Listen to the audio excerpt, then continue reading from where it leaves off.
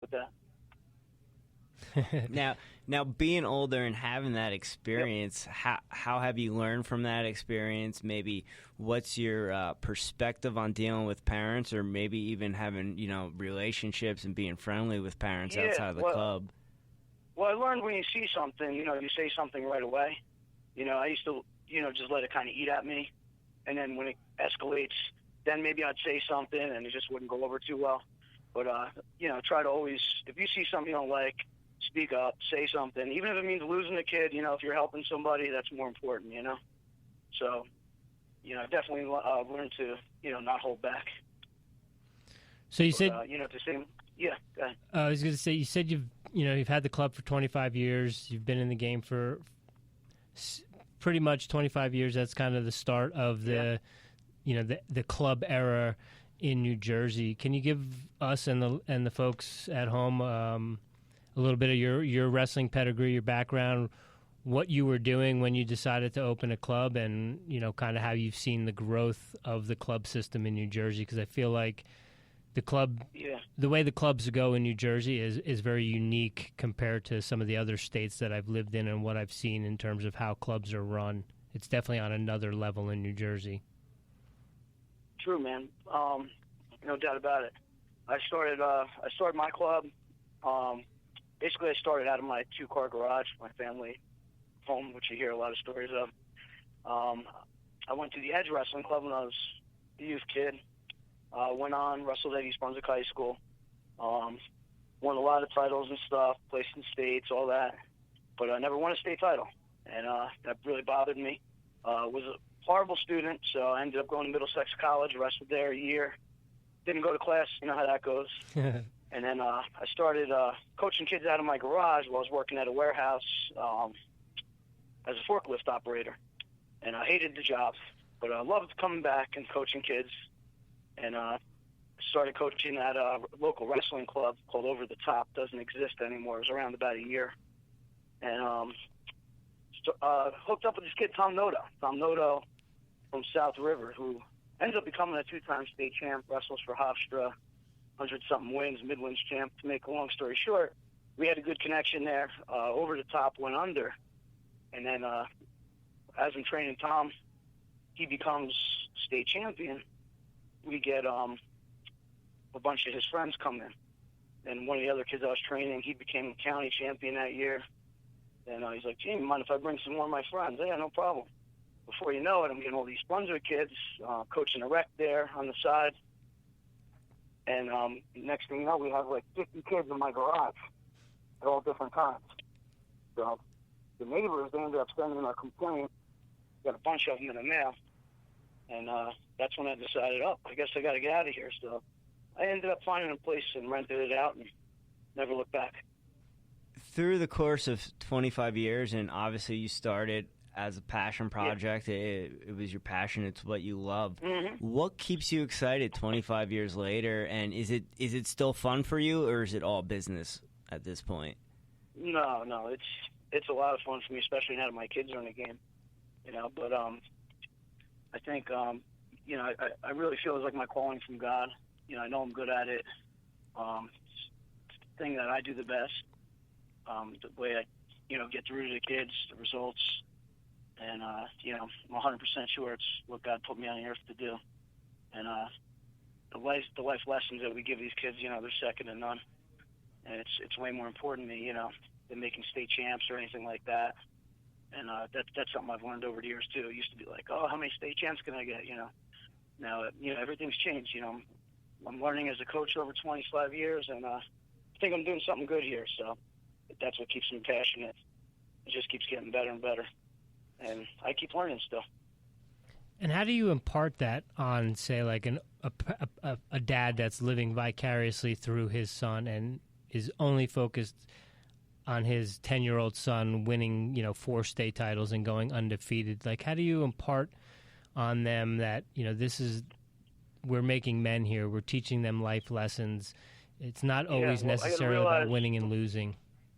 Yeah, well, the first thing I realize is it's not your life, it's your kid's life. So, that's the first thing. You got to step back, realize your kid's not your trophy, and, realize that you got to let your kid live his life and make his decisions. And I may not love those decisions, but if he decides he doesn't want to wrestle, but as long as you get the grades, that's what I'm pretty picky about. But if he decides he wants to wrestle, he knows he's got a lot of opportunity with me, and he's got a lot of support. But being a good citizen, that's definitely number one. If he does become a 4-time state champ, great. If he never wrestles, that's fine too. But that's just lessons you learn from being a coach over the many years. Gene, you were talking about how that this is your purpose, this is what you're put on this earth for, and right. I was blessed enough to have probably the best, junior college coaching staff with you, Coach Byard, and Mike, and you guys all brought. Times, man. It was the best. And you guys all brought something different to the table. And with you, it was the breakdown of the technique, really dissecting techniques and watching videotape. That was what I picked up from you, and kind of what I thought was your niche. What got you into studying videotape, and why is it so important? Okay, so when I was in high school, there was an older guy, Don Ernst. He was the Olympic scouting technician back in the 1970s. He would travel with the team. He would. This was before any video cameras, so he would travel with his reel-to-reel, and he would go to Bulgaria, Russia. He would film all the best. And he was just way ahead of his time. He basically was the flow wrestling of the 1970s, if you want to call him that. All right, and he would get all this information, come back. And then eventually he'd put it all together, and when VHS came out, he would put it all, into a video. You can still get those videos today on, DVD and I guess downloads and stuff. But Don Ernst, he's the one that taught me you got to study the best in the world. That was always his philosophy. And this is going way back to when I was like 14, 15, doing lessons with him. Fortunately, he lived in Edison, so he was close by. We hooked up. And then he was actually coaching out of my club for years, so he's a guy I would have to say I learned the most from. But that got me into studying a lot of his vids and a lot of the newer guys. When I was in high school, the 92 team was phenomenal, so we were studying a lot of those guys, and, of course, the Russians. Always study the Russians. The Russians were the best on their feet. So that's what got me into it. Now, when it comes to your coaching style and comes to even when you were wrestling, if you had to name like 2 or 3 wrestlers or coaches that you really have taken a lot from over studying their material, who would that be? Well, definitely Don Ernst. Yeah. He'd probably be one. I would say growing up, I went to Kuvos for a while. So I went to Kuvos and picked up a lot of stuff from him. As far as watching guys on video, I would say all the Russians, Vladimir Yumin, Boglasovs, newer guys, I would say like Cal Sanderson, newest guys, the whole Penn State team. There's so many out there, But when I'm teaching, I try to, look at the kid's style that I'm coaching, and I try to relate it to, different wrestlers that I'm studying. And I say, you know what, you should go watch Jordan Burroughs. I think you can pick up a lot from him. He wrestles like you, or some other kids. Maybe he's on a collar tie a lot, and he's lanky. Like, you can go watch David Taylor. I think you'd really enjoy him. So I kind of started doing that a lot too, like making kids fans of people. I feel like they get better that way. They get excited. They start watching the best. They do it on their own more. So that's something I kind of implemented into my coaching, is making the kids do it, not just studying myself. Now, when it comes to your coaching and what you're studying, are you only studying Scholastic because that's what you're teaching most of the time, or are you watching everything? I'm doing a lot more Folkstyle now, but, there's so much information out there now, and everybody's studying video that, you can't help it but to watch a lot of Freestyle, too, and you definitely pick up a lot. Whether it's Mike Mallon, Flow Wrestling, breaking it down, or, I'm always picking something up watching. And there's just so much information out there now. My wrestlers are watching that stuff on their own, so they're picking up knowledge from not just me anymore. Like the old days, they're actually getting it out there by themselves. Gene, you'd mentioned that, you kind of encourage kids to be fans of certain wrestlers that, you can see in their style that may mesh with, say, like a Jordan Burroughs or something. On the flip side of that, say you have a kid who has one very particular style, but he sees something very flashy, like funky, from like a Yanni or something, and it just doesn't, in your opinion, suit them or fit their style. How do you navigate those waters and try to break it down for the kid that, hey, this may not suit your style right now? Well, I'll tell him this is exactly how I feel, and if it's a wrestler that's been training with me, I'm sure he knows I have his best interest and he trusts in what I say. So usually that won't be a problem. If he really loves it that much, I'll work with him on it, and we could try to come to some type of thing that's going to help him with it. But most of the wrestlers respect what I say because they know, in the past everything I've showed them usually is very beneficial. So I've not had any problems with that in the past. Okay, good.